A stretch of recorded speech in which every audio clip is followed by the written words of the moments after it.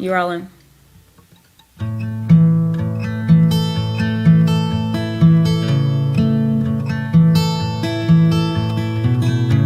It was hot, 100 in the shade, when Mary got a note from this guy named Gabe.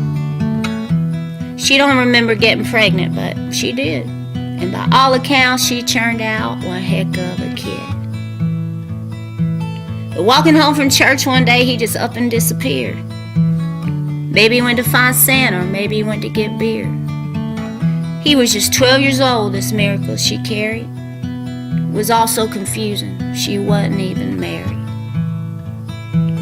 So she fled south to Elizabeth, her eldest cousin, who despite her old age also had one in the oven.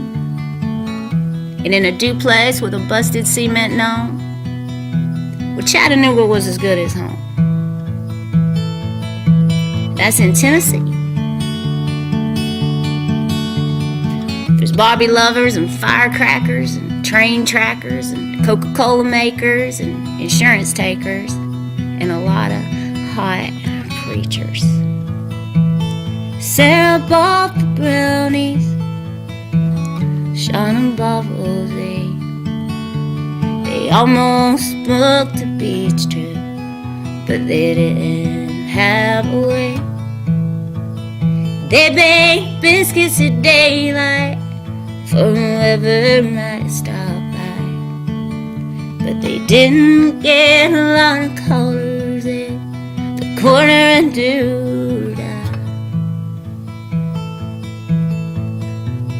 Sweet tea was flowing and so were the tears, as Mary lived out her submissing years. Not really free and sure not a boss, just mostly lonely and mostly lost. Wherever Jesus was and whatever God had in mind, she hoped her boy was out there somewhere having a good time, 'cause chance just seems to fall out of the sky, and that's if you're lucky and the weather is dry. Lots of letters from Mama came full of worry, and I told you. She curled up on the couch and watched still magnolias. She baked a cake and baked a ham. She opened an account on Instagram, 'cause that's what you did back then. Mary was a good old gal. She didn't deserve this shit. She wrote her lines out one at a time, and she didn't complain one bit. She saw Sinead cover Loretta on Saturday Night Live, like every good virgin does. But she spent most of her time just sitting around and wondering where in the hell Jesus was. Sarah bought the brownies, shining bubbles, they almost booked a beach trip, but they didn't have a way. They baked biscuits at daylight for whoever might stop by, but they didn't get a lot of colors at the corner of doodah.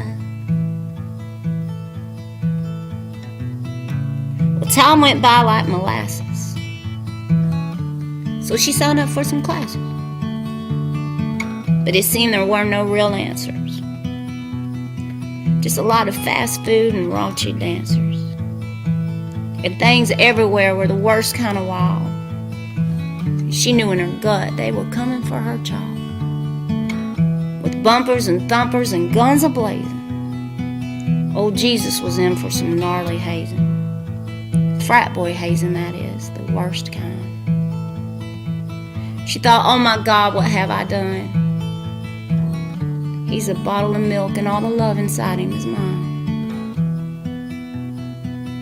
They're gonna kill my baby. They don't like him none. So she cut off all her hair. She thought she might could get there if they would just mistake her for a man. It looked kind of mod. It probably wouldn't please God, but she had to have some kind of plan. It turns out there are no fish at the end of a lightning rod. The worst thing you can grow up to be is the Son of God. And I'm not sure there's anything anybody can do when People will kill you even when there's nothing wrong with you. So come and gather around me, friends, all my contemporary peers. And I'll tell you all the story of Mary, the submissing years.